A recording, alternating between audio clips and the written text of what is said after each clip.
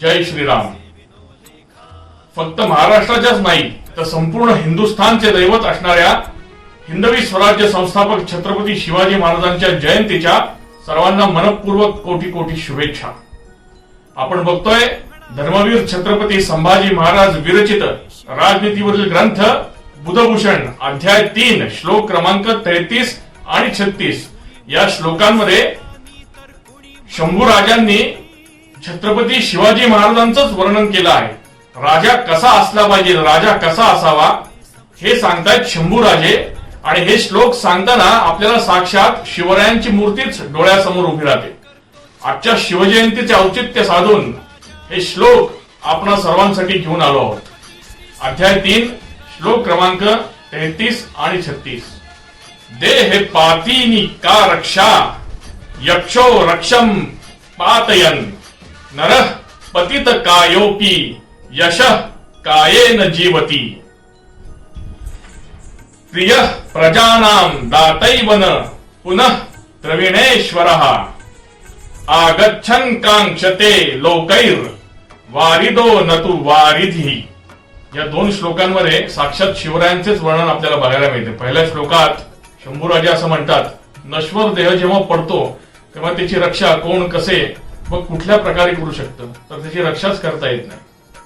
पण यश हे अशी एक गोष्ट आहे की ज्यामुळे या नश्वर देहाचे रक्षण करता येते. म्हणजेच नश्वर देह जरी पडला, जरी नष्ट झाला, तरी माणसाचे यश हे त्याला चिरकाल जिवंत ठेवते. दुसऱ्या श्लोकामध्ये शंभूराजे असं म्हणतायत की रयतेला उपभोक्ता शून्य स्वामी हा प्रिय असतो. जो सगळ्या संपत्तीचा उपभोग घेत बसलाय असा राजा जनतेला अप्रिय असतो. पाऊस घेऊन येणाऱ्या मेघांची लोक प्रतीक्षा करतात, वाट बघतात, पण पाणी साठवून ठेवलेल्या सागराची लोक कधी इच्छा धरत नाहीत.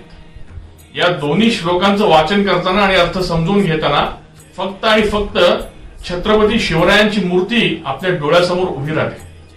सगळी सुख पायाशी लोटांगण घेत असताना देखील छत्रपती शिवाजी महाराजांनी 50 वर्षांचं त्यांचं आयुष्य प्रचंड धकाधकीचं आणि ही सगळी सुख नाकारून फक्त रयतेसाठी आपलं आयुष्य हे खर्ची घातलं.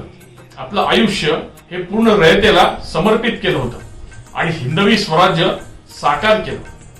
म्हणूनच रामदास स्वामींनी त्यांचं वर्णन हे श्रीमंत योगी असं केलंय की एक प्रकारे ते श्रीमंत आहेत, पण त्या श्रीमंतीमध्ये ते गुरफटून नाही पडलेलं, ते योग्याप्रमाणेच त्यांचं जीवन हे व्यतीत करतायत.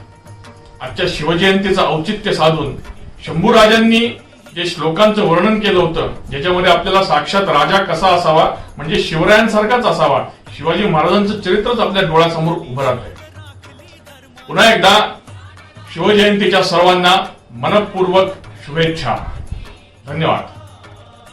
ये मुजना करतो छत्रपती श्री संभाजी.